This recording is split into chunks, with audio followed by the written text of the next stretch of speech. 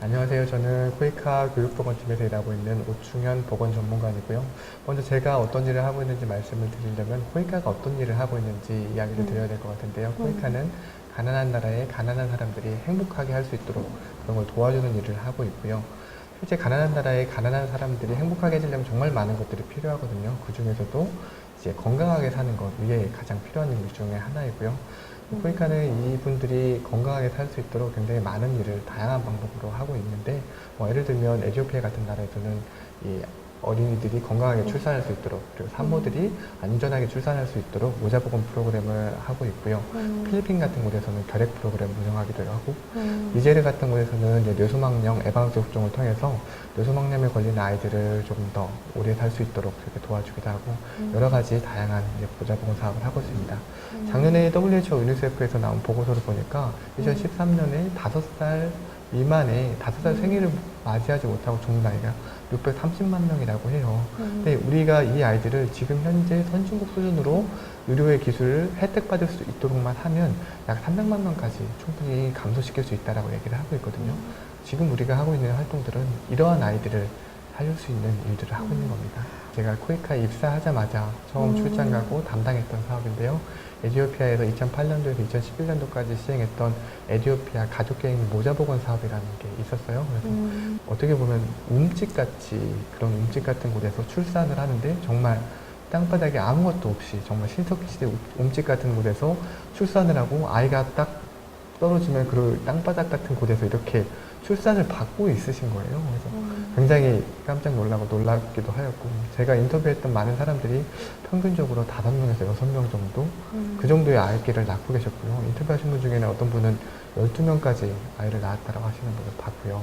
이 지역에서 우리가 뭘 할 수 있을까 고민을 굉장히 많이 했어요. 이 지역에서는 정말 가족계획 프로그램이 필요하다고 생각을 했고, 이 지역사회에 있는 주민들에게 가족계획의 필요성에 대해서 저희가 홍보를 했고, 가족계획 서비스를 제공할 수 있는 조산사라든지 아니면 마을 건강요원분들에게 어떻게 가족계획 서비스를 제공해야 되는지 교육을 시켰고요.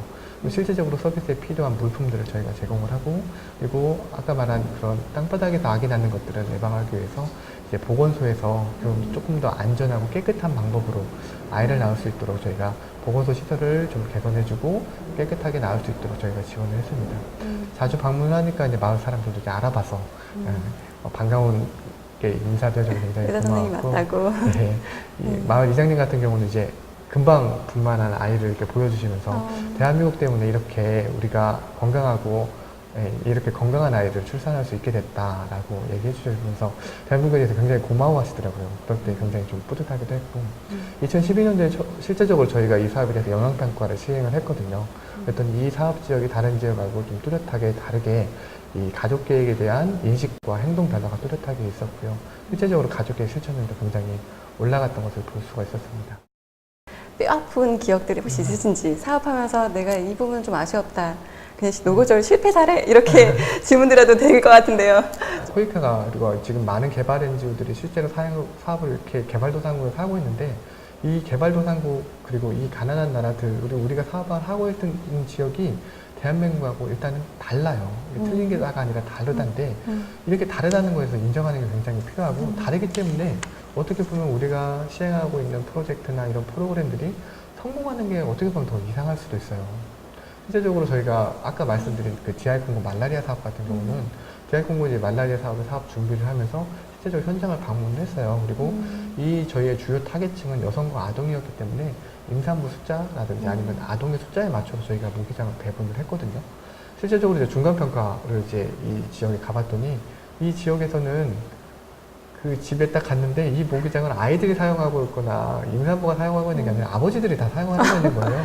어떻게 우리나라에서는 아이들이 더 먼저 우선시되고 아이들이 위험에 빠져 있으니까 아이들이 사용한다고 하지만, 그쵸. 아프리카의 문화와 생각에 있어서는 아버지가 모기장을 사용하고 있지 않는데 아이들이 사용한다는 건 있을 수 없는 일이었던 거예요. 그리고 실제적으로 그래서 저희가 2차 사업을 할 때에는 이렇게 아버지 숫자까지 포함해서 모기장을 배분해주고 나눠서 그렇게 변경했던 기억이 있고요. 그 관련해서 의료업계 종사자들한테 한 말씀 해주시고요.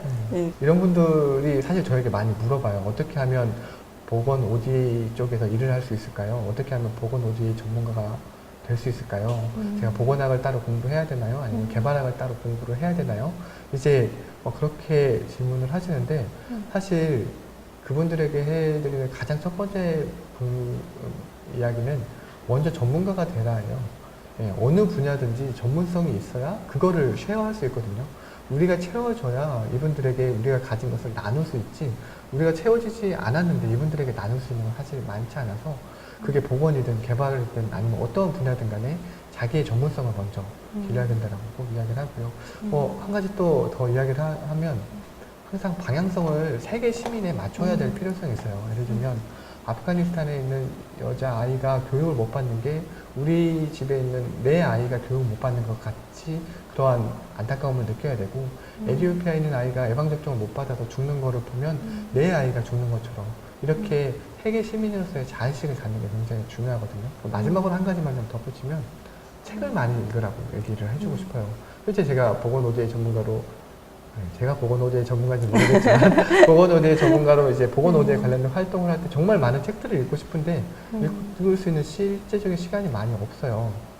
그래서 각각의 이슈들 따라가기 바쁘고 정말 읽고 싶은 책을 못 읽는데, 그렇다고 미리 보건학에 대한 책이나 개발학에 대한 책을 읽으라는 게 아니라 사실 어떻게 보면 개발은 사람에 관련된 이야기거든요. 이 사람에 대한 어떻게 이해를 하고 사람을 어떻게 이해하는지가 굉장히 개발에서는 굉장히 중요하고요.